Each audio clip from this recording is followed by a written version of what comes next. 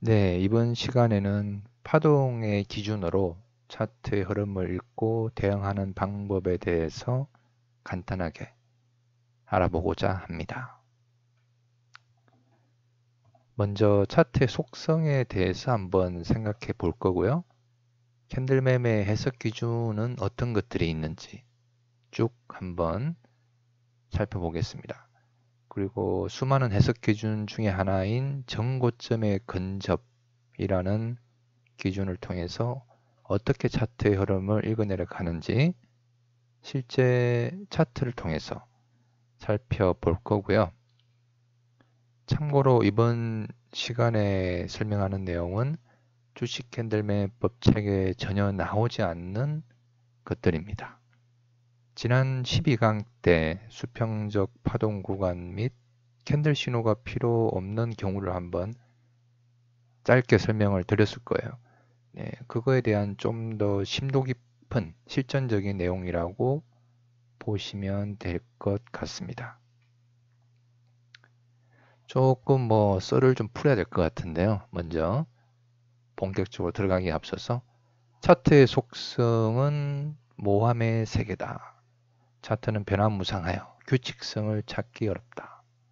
차트는 반복되지 않는다.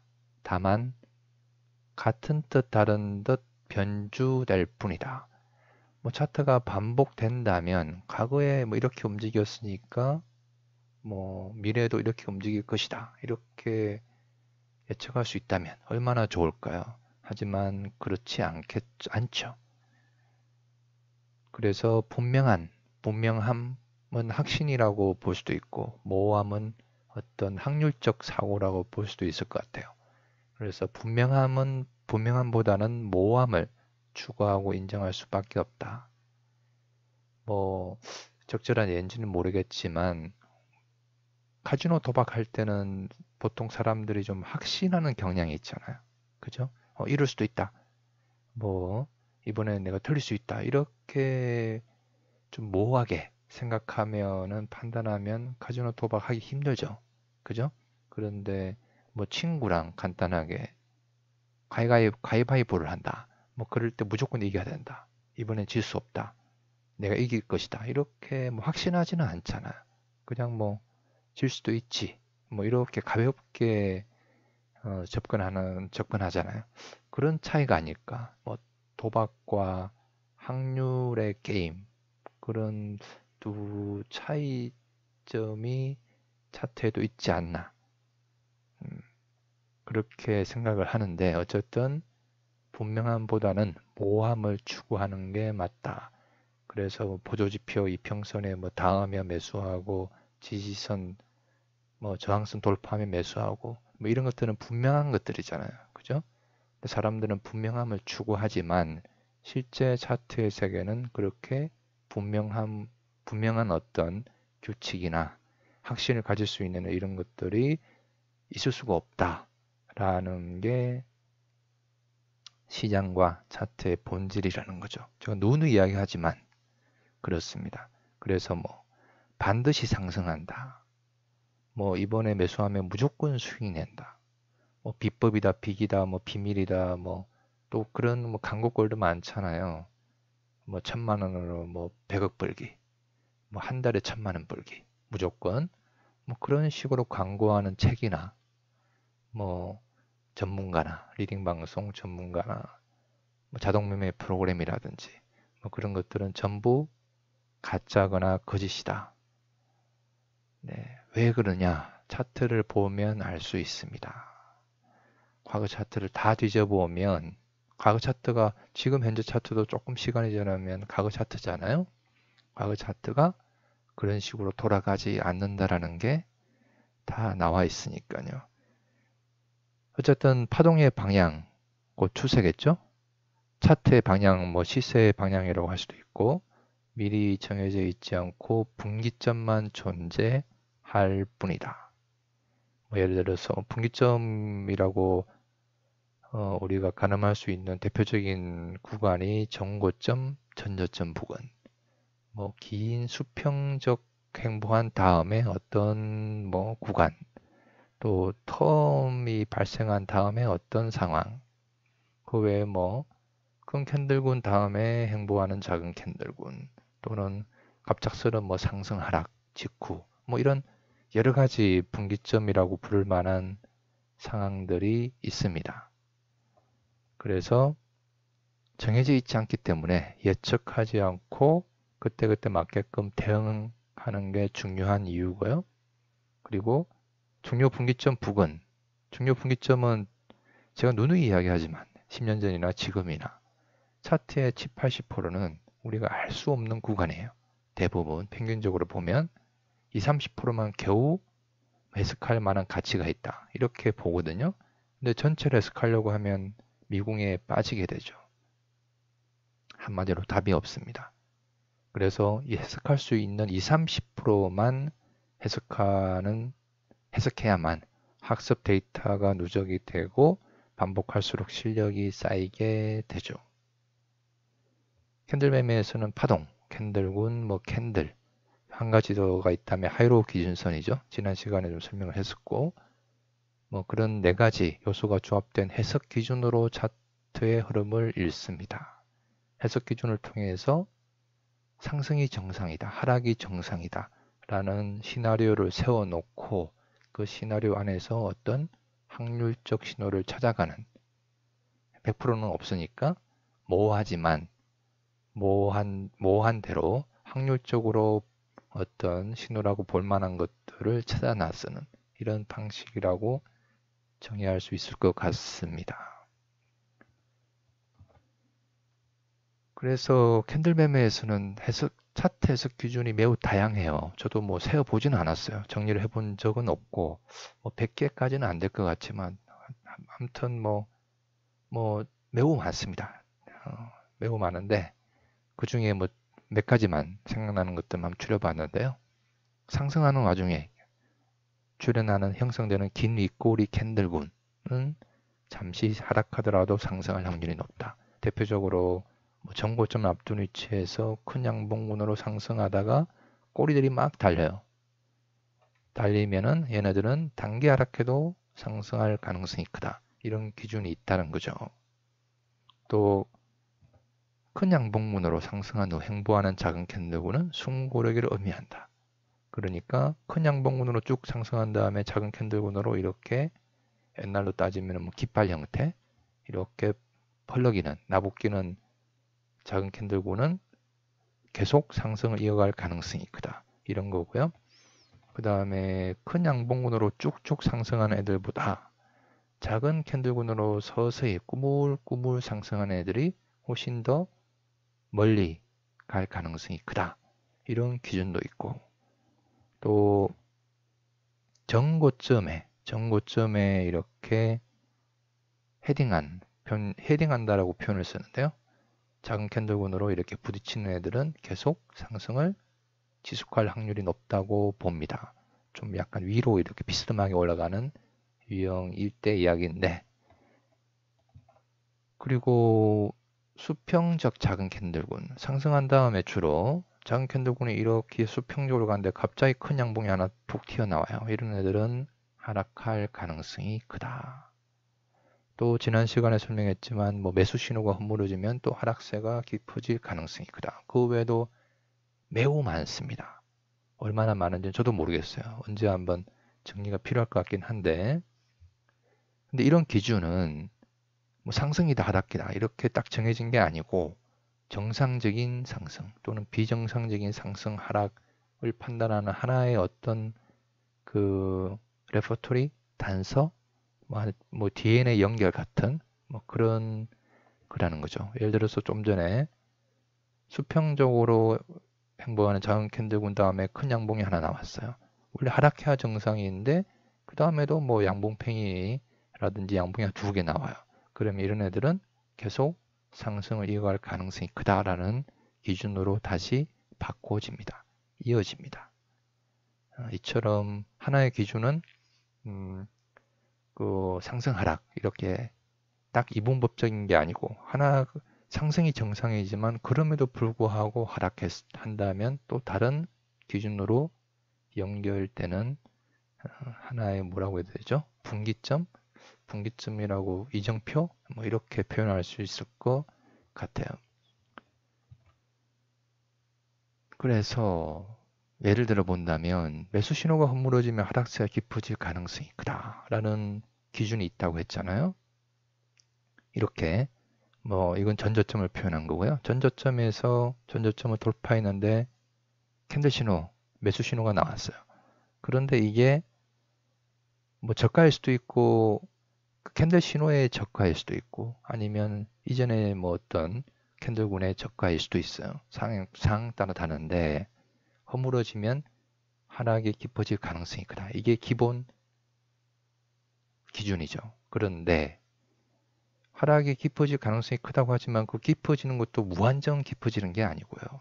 뭐 지금 이 시간에서 우리가 설명하기는 어려워요. 파동현상이라든지 뭐 캔들군 신호 일부 설명하고 있지만 그 어느 정도 깊이 하락한 다음에 다시 어떤 캔들 신호가 나오면 영향력에서 벗어났다고 표현을 하는데 다시 상승해도 아무런 문제가 없습니다. 또 저가를 돌파했지만 작은 파동으로 일단의 파동으로 그 저점을 뭐 한 번, 두 번, 세 번, 보통 한 서너 번 정도 돌파한 다음에 또 매수 신호가 나온다. 그러면 매수할 수 있어요. 단기적으로.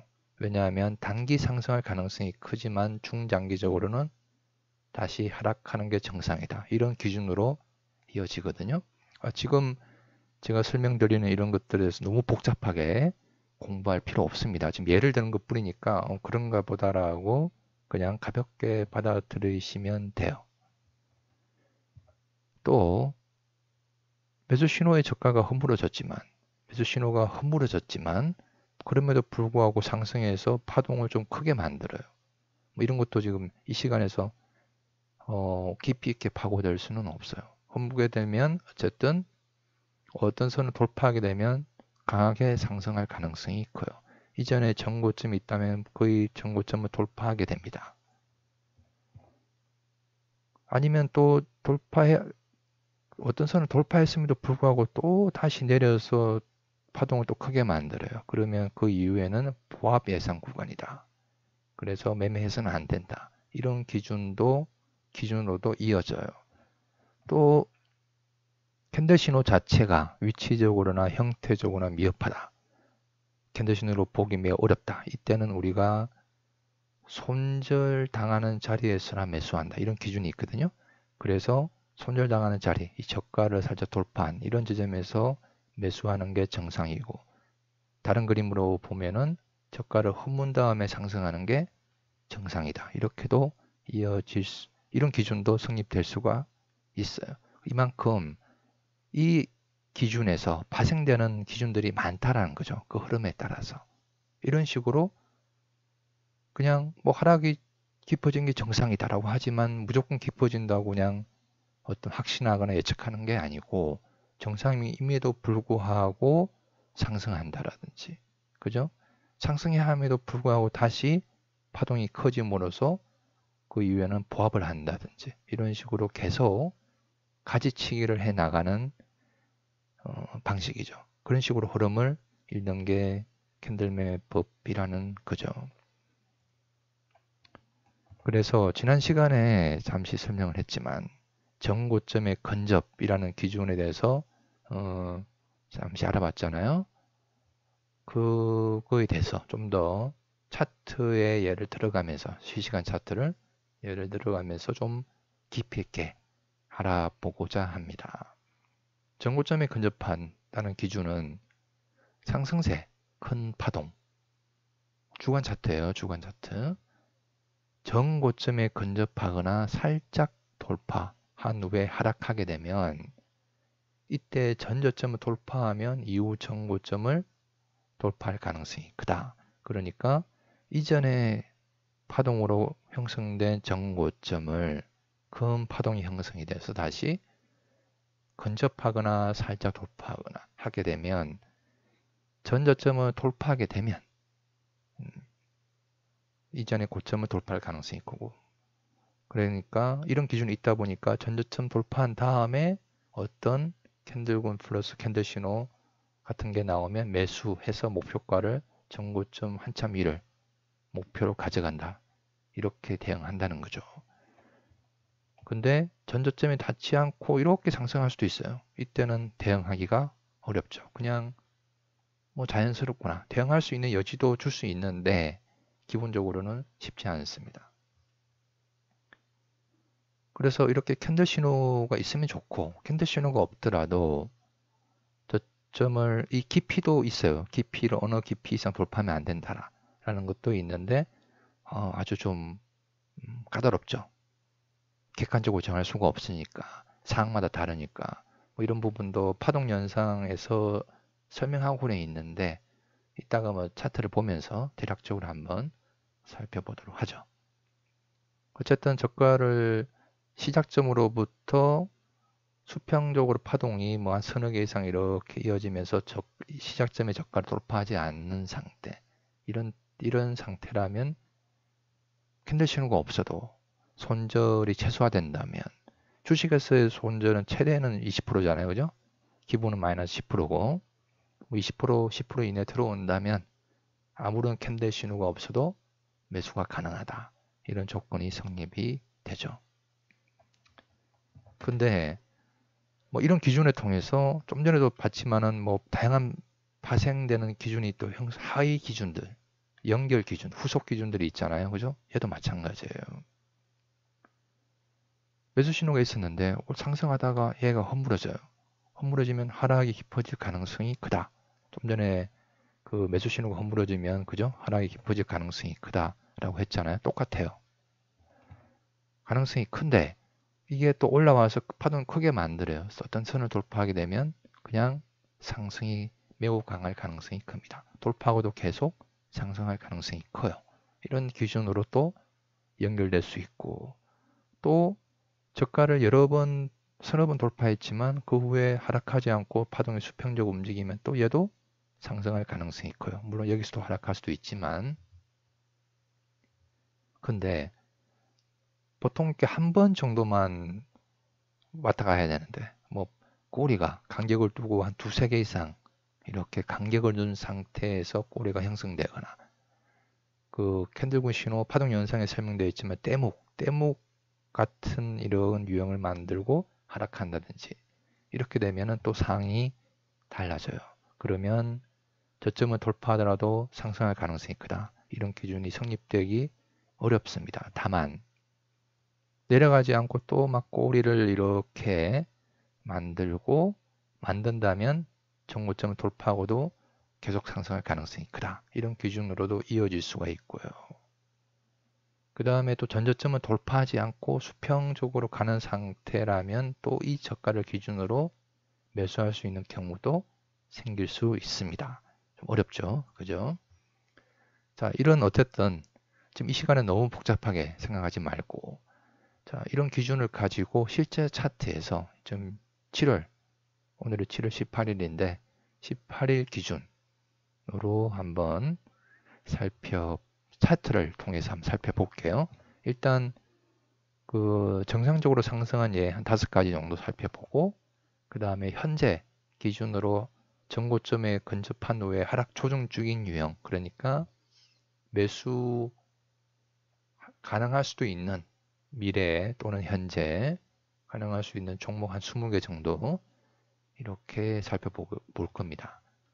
또 유의하지 않거나 유의할 유형도 한 뭐 15개 정도인가요? 그죠? 15개 한번 차트를 통해서 살펴보겠습니다. 먼저 흥구 석유라는 종목인데요. 과거 차트를 가보면 지금 이 녹화면에 맞춘다고 차트 화면 크기를 좀 줄였더니 좀 어렵네요. 자, 여기 보면 이전에 상승하는 와중에 꼬리로 이전의 고점을 살짝 돌파한 상황이잖아요. 그죠? 파동이 매우 크죠? 돌파한 상황이면 기본적으로는 이 저점을 돌파해서 캔들 신호가 나오거나 횡보하거나 하게 되면은 수평적으로 길게 행보하게 되면 매수할 수 있다. 이런 기준이 되는 거죠. 근데 얘처럼 그냥 올라가 버리면 별달리 손쓸 방법이 없긴 해요. 근데 여기 보면 밑꼬리들이 이렇게 간격을 두고 막 치잖아요. 이때는 알아차릴 수가 있어요. 아, 저점을 돌파하지 않고 상승할 가능성이 크구나. 근데 어디서 매수해야 될지는 판단하기는 쉽지가 않습니다. 매우 난이도가 높아요. 뭐 텀을 주고 이렇게 상승하는 와중에서 어떤 지점을 잡을 수도 있긴 하지만 어쨌든 쉽지 않습니다. 그래서 이렇게 지금 고점을 돌파했는데 하고 조정 중에 있잖아요. 얘는 여전히 뭐 몇 년의 시간이 걸리더라도 다시 현재까지 흐름만 놓고 보면 계속 상승할 가능성이 커요. 그 다음에 두 번째로 디오라는 종목인데요. 디오도 보면은 얘는 고점에 살짝 못 미쳤죠. 이 정도까지는 용납할 수가 있어요. 너무 깊이 돌파해도 안 되고 너무 살짝 돌파한 수준까지는 괜찮다는 거죠. 또 너무 못 미쳐도 안 돼요. 그러니까 근접을 해야 돼요. 말 그대로. 그럼 이 기준이 너무 애매모호하지 않습니까? 애매모호해요. 이따가 모호한 종목들도 보여드릴 겁니다. 모호하면 모호한 대로 그 다음에 너무 이게 이 기준에 부합되느냐 안 되느냐 이렇게 맞니 안 맞니 이분법적으로 따질 필요는 없어요. 그냥 다음에 후속되는 뭐 어떤 캔들 신호가 있다면 그냥 전체적으로 모호하네 그러면 얘는 신뢰성이 떨어지겠구나 이런 식으로 그냥 가볍게 판단하면 됩니다. 얘도 어쨌든 근접한 약간 멀긴 하지만 이 정도까지는 용인할 수 있어요. 마찬가지로 저점은 돌파했다가 가면 좋은데 바로 가버렸어요. 근데 이 바로 가는 것도 지금 꼬리들이 이렇게 낮춰주고 있잖아요. 큰 파동 말고 이렇게 해서 낮춰주고 있다가 여기서도 말 꼬리가 한 두 번 정도만 이렇게 간격을 두고 형성이 되면 상승할 가능성이 크다라고 유추할 수가 있어요. 뭐 바로 가는 수도 있고. 자, 얘는 뭐 그렇게 주지 않고 그냥 쭉 가다가 바로 가버렸거든요. 여기서 미흡한 뭐 양봉 팽이군이 있긴 했었지만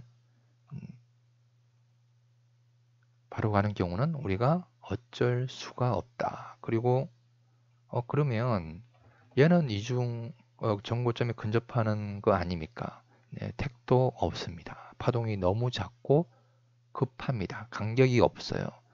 요렇게는 돼야 돼요. 이 정도는. 또 JW 중에 제약 우선주인데요. 얘도 과거 차트로 가보면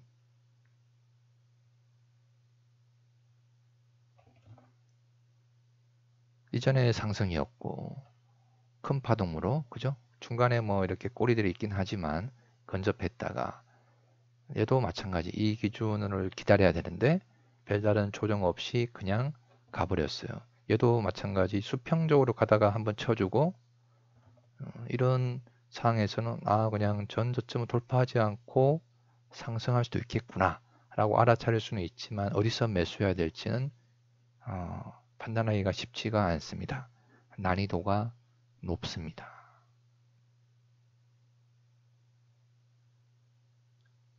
삼성전기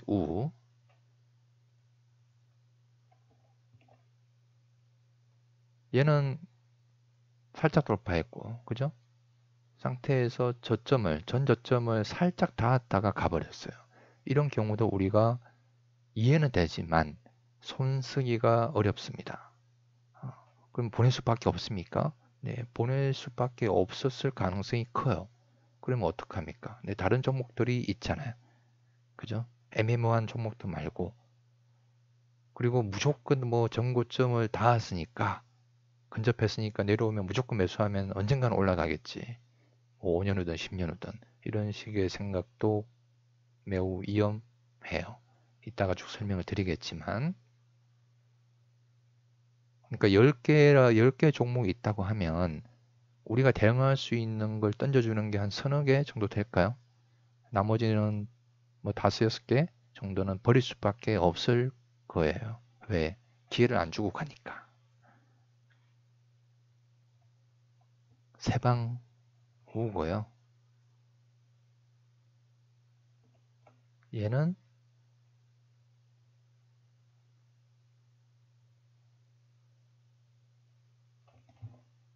파동이 좀 작아요. 높낮이도 좀 작고 텀도 좁아요. 그러면 이 정도 좀 애매모호하지 않나요? 사실 애매모호한데 그래도 이 정도까지는 용인할 수 있습니다. 최소 크기 같아요. 이 파동의 크기가. 이것보다 더 작으면 곤란합니다. 자, 근데 얘는 지금 살짝 돌파했다가 꼬리가 보이죠? 돌파했다가 저점을 돌파했다가 갔죠. 그죠?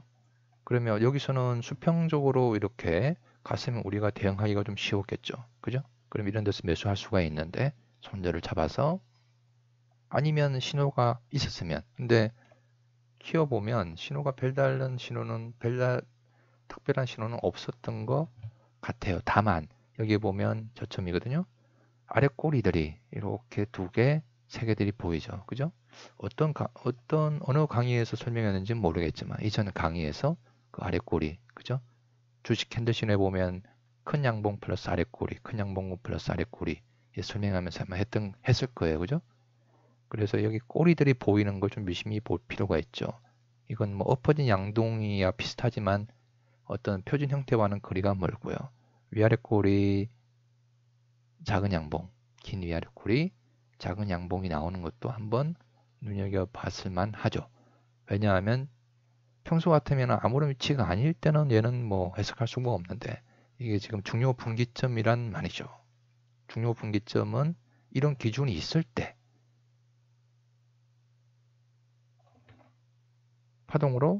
큰 파동으로 상승세에서 전고점에 근접하거나 살짝 돌파한 다음에 전저점을 돌파하게 되면 이전에 고점을 돌파할 가능성이 크다라는 기준이 있는 상태에서 전저점을 돌파했으니까 얘가 중요 분기점이 된다라는 거죠. 이런 데는 중요 분기점이 될 수가 없어요. 얘도 마찬가지. 중요 분기점이 될 수가 없습니다. 이해하시겠죠? 조금씩 너무 자세하게 이해하려고 하지 마시고 얘는 그러면 아닌가요? 얘는 근접한 것도 약간 거리도 떨어져 있고 파동이 좁고 작아요. 그래서 유효하지 않습니다. 그래서 이런 파동을 가지고 매수하려고 했다면 마구잡이로 아무런 확인되는 신호나 수평적 행보도 없는데 매수하게 되면 손절을 당했겠죠. 그죠? 그래서 얘와 얘의 차이. 얘는 최소한의 크기. 얘는 너무 좁고 작다. 유효하지 않다. 라고 보시면 되고요. 또 꼬리가 이렇게 꼬리가 약간 간격을 두고 두 개가 있잖아요. 하나가 아니고 간격을 두고 하는 것도 문제가 있어요. 이따가 또 설명을 할 겁니다. 자, 이번에는 뭐 그냥 상승했던 5개 종목을 한번 살펴봤고요. 이번에는 실시간 현재 기준으로 상승 가능성이 있는 그래서 어떻게 차트의 흐름을 읽고 어떤 또 그 안에서는 매수할 수 있는 어떤 사항들이 되는지도 한번 살펴보겠습니다. 먼저 조선해양이라는 종목이고요. 이전의 상승세 이게 중요해요. 전고점을 살짝 그죠? 닿았죠. 닿은 상태에서 이전에 전저점을 또 돌파했어요. 이 정도 이상 돌파하게 되면은 문제가 있습니다. 이 안에서 놀아야 돼요. 이 안에서 캔들 신호라든지 수평적 행보가 이루어져야 합니다. 지금 보면 수평적 행보라고 하기에는 파동이 좀 위협하죠. 그죠? 그래서 파동이 1개 반 정도가 형성이 되면 얘는 신뢰성이 매우 높아져요. 1개 반 정도 형성되려면 한 1년에서 2년 정도 있어야 되겠죠. 물론 여기서 이렇게 곧바로 갈 수도 있어요. 있지만 우리가 대응을 하려면 기본은 이렇게 파동이 좀 더 수평적으로 행보하는 게 필요하다. 캔들 신호는 그러면 뭔가 없었느냐? 캔들 신호는 딱히 보이는 것은 없어요. 단지 엎어진 양동이와 매우 비슷한 그런 캔들군이 있었다 라는 것만 있지 캔들 신호를 찾을 수 있는 것은 딱히 없습니다. 그래서 얘는 수평적 행보에 기대해야 되겠죠. 그리고 이런 기준으로 볼 때 이 저가는 돌파해서는 안 되는 선이 돼요. 돌파하면 시작점으로부터 돌파하게 되면 하락세가 깊어질 가능성이 커요. 물론 아까도 설명했잖아요. 깊어질 가능성이 큼에도 불구하고 또 막 어떤 캔들 신호, 서너 번, 두세 번 돌파한 다음에 캔들 신호가 나오거나 또 파동이 커지거나 하게 되면 얘는 상승하거나 보합 해상 구간으로 접어들거나 이런 식으로 이어진다라는 거죠. 또 비슷한 건데요. 대한항공도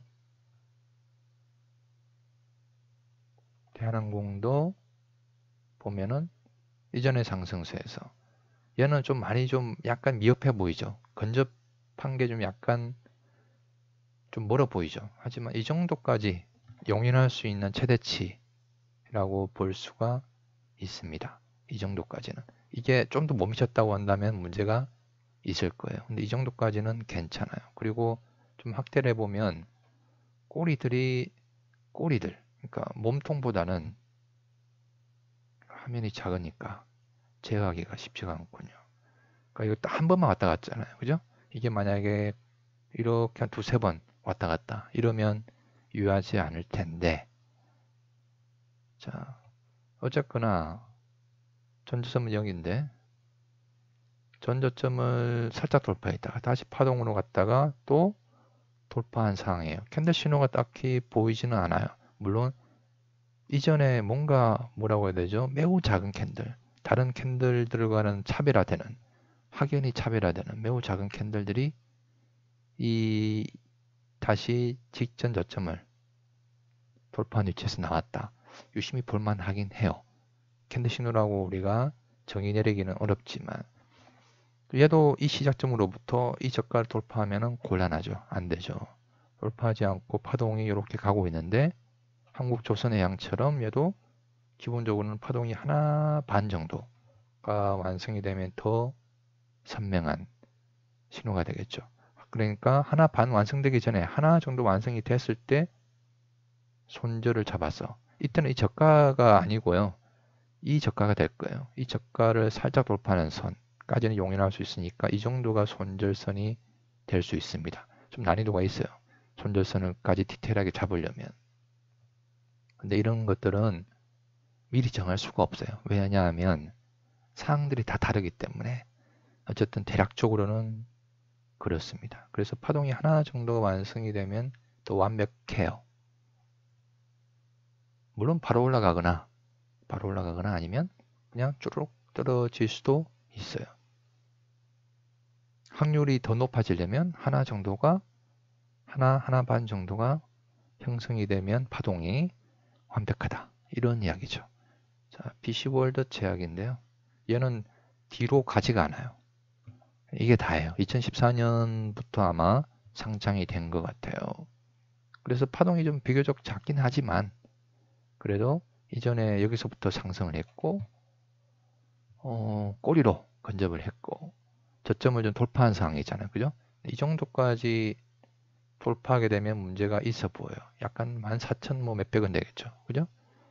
그럼 여기서 매수하면 안 됩니까? 뭐 자금이 많고 매수 당해도 손절 당해도 아무렇지 않다. 이런 분들 매수해도 되겠죠. 한 5% 정도 이내 들어오는 이런 선이면 좀 더 좋겠죠. 그죠? 하지만 기본적인 원칙은 지난 시간에 설명했잖아요. 뭐 V 파동이라든지 뭐 엎어진 바켓이라든지 뭐 원숭이 엉덩이라든지 그죠? 그런 캔들군의 선상에서 캔들 신호가 나오거나 아니면 이렇게 수평적으로 파동이 여기서는 기본적으로 최소한 3개 이상 이어져야만 매수할 수 있는, 매수하는 게 기본적인 뭐라고 해야 되죠? 기준입니다.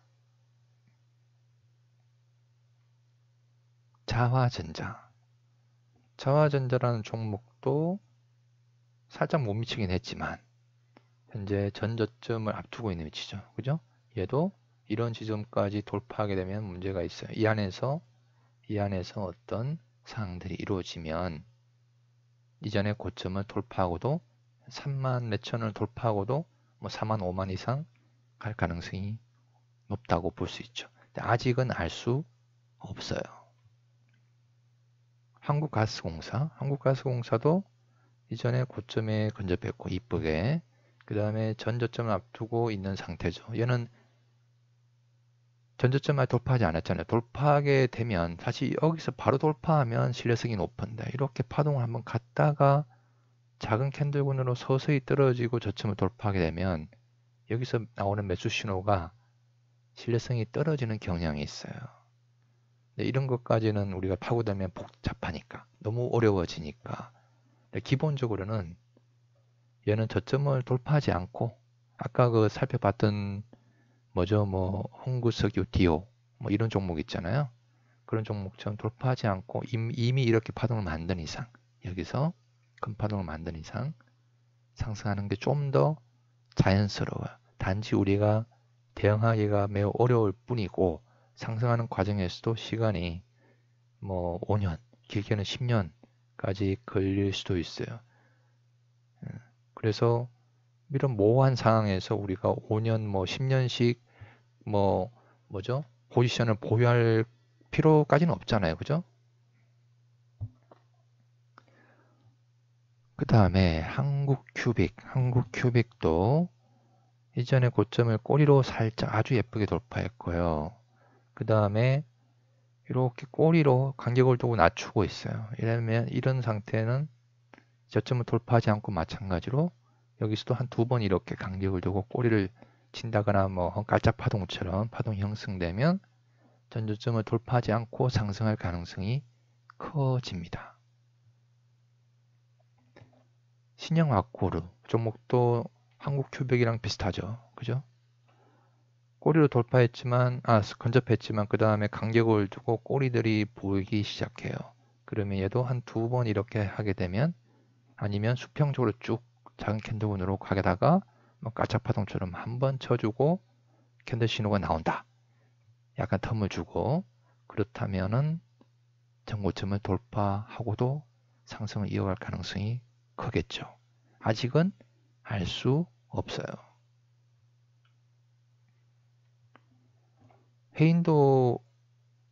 페인이란 종목도 비슷하죠. 그죠? 뭐 신용아쿠르는 거의 흡사하죠. 거의 똑같다고 봐야 되죠. 그죠? 따로 설명드릴 필요가 없을 겁니다. 유유제약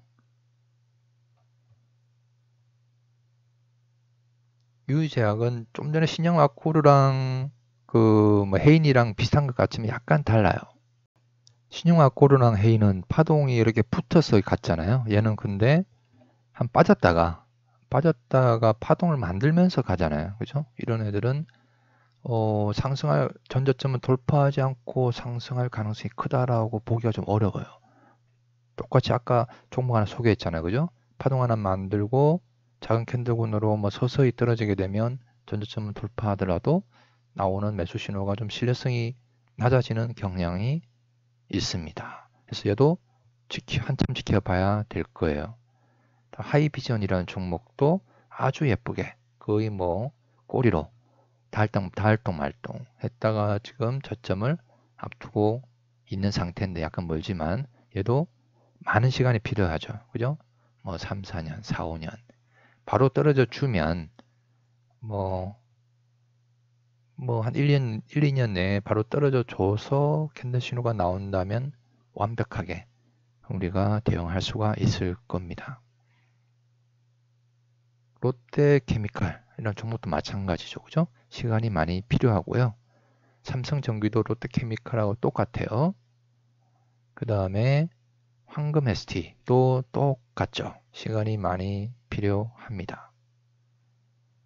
인터플렉스는 파동이 좀 커요. 파동이 다른 지금까지 봤던 것보다 조금 높낮이가 폭은 크다 치고 높낮이가 큰데 이 정도도 가능합니까? 네, 가능합니다. 크라운 헬스홀딩스는 파동이 큰데 좀 폭이 좀 좁지 않나요? 그죠? 폭이 좁죠. 폭이 좁고, 그리고 또 이따가 설명하겠지만 얘의 문제는 뭐냐 하면 이전에 상승이긴 하지만 이 저점 이것도 폭이 좁잖아요. 그죠? 이게 만약에 이렇게 내려왔다고 그러면 이 저점이 현저한 저점이 되는데 폭이 매우 좁아요. 그리고 이전에 저점이 또 하나 더 있어요. 그죠? 이런 경우는 이 저점을 이렇게 살짝 닿은 정도에서 상승하는 게 매우 자연스럽습니다. 그래서 크라운 헬스 홀딩스라는 종목은 이 저가를 살짝 한번 닿는 정도, 그러니까 이 정도를 돌파하면 안 되고 그 안에서는 현재로서는 상승할 가능성이 크다 이렇게 볼 수 있어요. 그래서 긴 시간 놓고 봤을 때는 뭐 6만원, 7만원 이상 상승하는 게 정상이다. 이렇게 이야기할 수가 있어요. 물론 이 저가를 이렇게 돌파해서 살짝이라도 조금이라도 깊이 돌파하게 되면 살짝 닿는 수준을 넘어서 돌파하게 되면 얘는 또 한동안 뭐 3,000원, 4,000원 아래로 갈 가능성이 커요. 서희건설. 서희건설이라는 종목을 좀 난해하죠. 그죠? 이전에 보면 뭐 한번 살짝 돌파했다. 이 꼬리는 이 정도는 괜찮아요. 살짝 돌파했다가 저점을 이렇게 돌파하지 않고 있다가 선을 그어야 되겠군요. 이렇게 다시 한번 닿았다가 막 이러고 있는 중인데 저점을 그럼 얘는 어떻게 봐야 되나요? 얘는 이 고점을 돌파하러 갈 가능성이 매우 커요. 근데 어떤 이 구간에서 어떤 그림을 그릴지는 도저히 알 수가 없어요. 그냥 뭐 요렇게 상승할 수도 있고 또 아니면 또 요렇게 막 복잡한 그림을 만들면서 상승할 수도 있고 근데 고점을 돌파하러 가는 기간은 글쎄요 한 4년 5년 이상 걸릴 가능성이 크죠. 어쨌든 얘는 3,000원 이상 4,000원 5,000원 6,000원 뭐 무슨 회사인지는 모르겠지만 돌파할 가능성이 크다. 현재까지의 흐름을 놓고 보면 여기 더 있네요. 그죠? 못 봤네요. 그래서 어떤 그림을 만들지 먼저 빠졌다가 갈지 살짝 이 저가를 살짝 닿았다가 제가 지난 시간에 설명했는지 모르겠네. 저 닿았다가 또 뭔가 특별한 어떤 특이한 게 아니고 특정 캔들군 플러스 캔들 신호가 있다면 아니면 캔들군만 있더라도 매수가 가능할 수는 있어요. 네, 이렇게 주지 않고 그냥 가버린다거나 하면 대응하기가 어렵습니다. 그래서 뭐 가치 투자자인데 서희건설 종목 가지고 있다. 뭐 저한테 물어본다면 뭐 10개 중에 제가 뭐 전 모릅니다 라고 하는 게 한 7, 8개 될 거고 두세 개 중에 가능성이 커요. 이렇게 이야기할 수 있는 종목들이 있을 거고 뭐 서희건설도 뭐 가지고 있으면 괜찮을 것 같아요. 이렇게 이야기할 수 있을 것 같아요. 자, 그 다음에 삼보산업이라는 종목이고요. 오늘 지금 설명할 게 많네요. 삼보산업 같은 경우도 파동이 매우 크죠. 그죠? 꼬리로 두 개의 꼬리로 닿았고 지금 이 상태도 서희건설하고 비슷한데요. 서희건설보다 더 좀 더 신뢰성이 높다고 해야 되나? 비슷한 것 같아요. 얘도 이렇게 한 번만 더 된다면 전고점을 돌파하러 이 저점을 돌파하지 않고 전저점 전고점을 돌파를 갈 가능성이 매우 큽니다. 인터엠도 지금 얘는 좀 전에 삼보산업하고 서희건설하고 비슷하지만 간격이 매우 크고 그죠? 꼬리로 이렇게 비슷한 가격대에 있는 게 비슷하지만 아직 얘는 좀 때가 무르익지 않은 그죠? 아직 어떻게 될지 모르는 저점을 돌파할 수도 있고 또 저점을 돌파하지 않고 올라갈 그림을 만들 수도 있고 긴 시간이 필요합니다.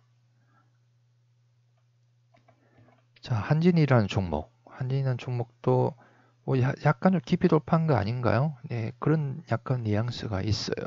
하지만 이 정도까지가 맥시멈 같아요. 좀 더 돌파한다면 얘는 아니겠지만 얘가 용인할 수 있는 최대치로 볼 수 있습니다. 약간 모호하긴 해요. 그리고 좀 전에도 설명했지만 또 큰 파동을 만들어 버렸잖아요. 그러면 뭐라고요? 저점을 돌파하게 되면 신뢰성이 낮죠. 더군다나 약간 약간 조금 살짝 깊이 도파한 게 아니냐라는 뉘앙스도 있는 상태니까 더 신뢰성이 떨어지겠죠. 그걸 알고 보정을 해서 대응한다거나 뭐 이런 식으로 약간 융통성을 발휘하면 괜찮습니다. 물론 저점을 돌파하지 않고 갈 수 있는 그림도 한 몇 년에 걸쳐서 긴 시간에 걸쳐서 만들 수도 있어요. 지켜봐야 알겠죠.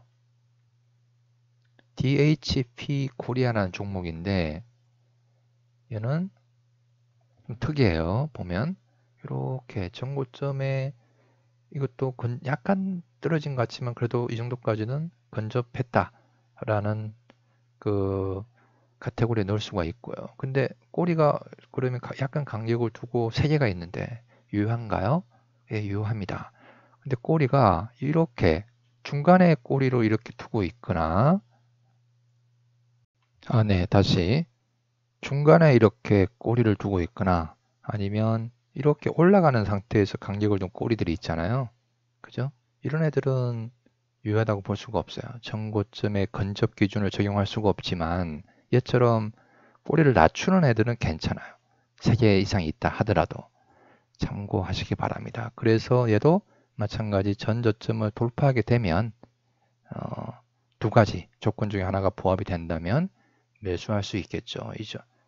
이 정도가 넘어서는 안 되는 선이 될 겁니다. DHP 코리아였고요. 그 다음에는 유효하지 않거나 유의해야 할 유형에 살펴볼 텐데요. 먼저 한일홀딩스라는 종목인데 얘의 문제점이 뭐죠?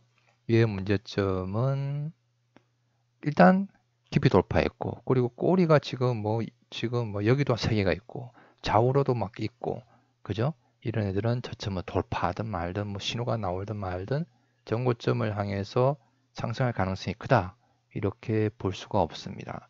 그럼 여기서 또 질문하는 분들이 있을 수 있어요. 그러면 신호가 나오면 매수할 수 없습니까? 매수할 수 있습니다. 하지만 목표가를 저 위에까지 잡을 근거가 없다라는 거예요. 그래서 뭐 단기적으로 그냥 뭐 청산할 수도 있을 거고 뭐 올라가다가 손절당해도 그럴 수도 있겠다. 그런 자연스러울 수도 있다. 이렇게 인정하면 되는 거예요. 자, 루멘스라는 종목이고 얘의 문제점은 뭐죠? 얘의 문제점은 멀어요. 그죠? 멀어요. 아까 마지노선 정도 되는 거라고 했잖아요. 그죠? 그것보다 약간 더 멀어요, 얘는. 그래서 저점을 돌파해도 그리고 얘의 또 문제점은 또 뭐냐 하면 이전에 여기도 저점이 어중간하게 있어요. 그죠? 이 저점과 저점 사이의 거리가 멀다면 뭐라고 해야 되죠? 저점 이 중간에서 뭔가 나온 다음에 단기적으로 올라갈 수는 있어요. 하지만 이렇게 거리가 먼 상태에서 얘가 지금 간격이 있든 없든 관계 없이 유효하다고 보기가 어렵습니다. 환인제약이라는 종목의 문제는 파동이 작아요. 일단 파동도 작고 돌파한 깊이는 그렇다 치더라도 꼬리가 1개, 2개, 3개 그죠? 아까 이렇게 돼 있거나 아니면 올라가면서 이렇게 돼 있는 애들은 유효하지 않다고 했죠. 그죠? 얘는 가능하지만 그래서 얘는 파동도 작고 꼬리 때문에 유효하다고 볼 수가 없습니다. 동아 소시오 홀딩스 얘는 파동이 너무 작아요. 그죠? 좁고 작아서 뭐 아예 가치가 없는 애들이에요. 동일 고무 벨트도 마찬가지. 파동이 너무 작아요. 그래서 이런 전고점에 근접했네. 참 그리고 이전 고점에서 꼬리가 많았던 거는 전혀 상관이 없어요. 두 번째 근접한 상태에서 꼬리만 따집니다. 참고하시고요. 그래서 저점을 돌파해서 매수 신호가 있다. 매수했는데 손절당했다. 뭐 이러냐? 이렇게 따지면 안 된다라는 거죠. 네, 다음에는 현대차 정권이고요. 현대차 정권은 뭐가 있죠? 무슨 문제일까요? 파동이 거리도 약간 있고 너무 좁아요.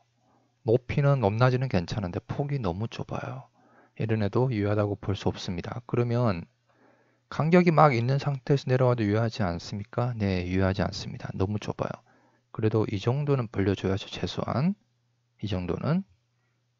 무슨 차이냐? 왜 이렇게 따지냐? 따지고 있다면 답이 없습니다. 그러면 지금 저점은 돌파하지 않고 수평적으로 가는데 대응할 수 없습니까? 네, 캔들 신호가 있으면 대응할 수도 있어요. 텀이 생기고 뭔가가 있으면 대응할 여지도 있을 수 있지만 전고점을 돌파할 가능성이 크다. 이런 기준을 대입할 수가 없다라는 이야기예요.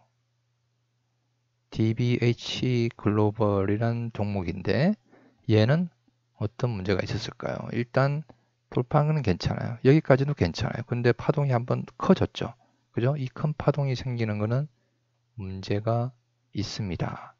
그 상태에서 수평적으로 가지도 못했고 캔들 신호도 없었을 거예요. 코리안이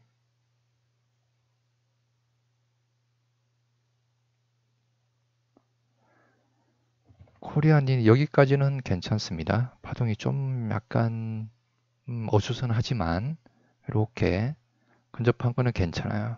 수평적으로 가는 것도 상승세로 이어갈 가능성이 커요.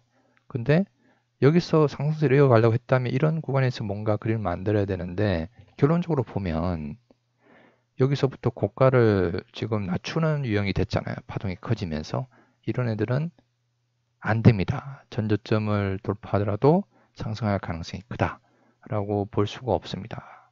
기본적으로 보려면 바로 내려와야 돼요. 바로 내려와야 오는 게 뭐 잔파동을 만들더라도 바로 내려와야만 이런 기준으로 해석할 수가 있어요. 성우 하이텍도 파동 괜찮은 것 같은데 왜 쭉 내렸네요 라고 볼 수 있겠죠. 근데 파동이 좀 작아요. 얘도 파동이 작고 설령 이 정도까지 용인할 수 있지 않았느냐라고 해석한다 하더라도 아무런 캔들 신호도 없고 수평적으로 간 파동의 흔적도 없어요. 그러니까 미리 예상하고 대응을 하게 되면 이런 문제가 발생할 수 있다라는 거예요. 그래서 얘는 그냥 뭐 하락하든 말든 신경 쓸 여지가 없는 거죠. 서울 반도체 뭐 얘도 이뻐 보이긴 하는데 뭐가 문제인가요? 라고 봤을 때는 얘의 문제는 이전에 상승이긴 한데 큰 파동이 하나 있잖아요. 파동이 있고 이 저점이 이렇게 형성이 됐잖아요. 그죠? 그 상태에서 이 저점이 있잖아요. 여기까지는 뭐 근접하고 한 거는 좋은데 약간 좁더라도 뭐 이 정도면 괜찮을 것 같기는 한데 문제는 이 저점을 돌파하고 가기에는 이 저점이 문제가 좀 있어요. 좀 난해한데 설명하자면. 그래서 좀 전에 얼핏 설명했지만 중간에서 놀다가 갈 가능성이 커요. 그래서 얘는 이 저점 기준으로 어떤 선을 돌파하면 안 된다. 이런 기준을 대입할 수가 없습니다. 이해하실까요? 잘 모르겠네. 그래서 이런 난해한 것들은 차라리 버리는 게 나아요. 이런 큰 파동으로 저점이 두 개가 있을 때는.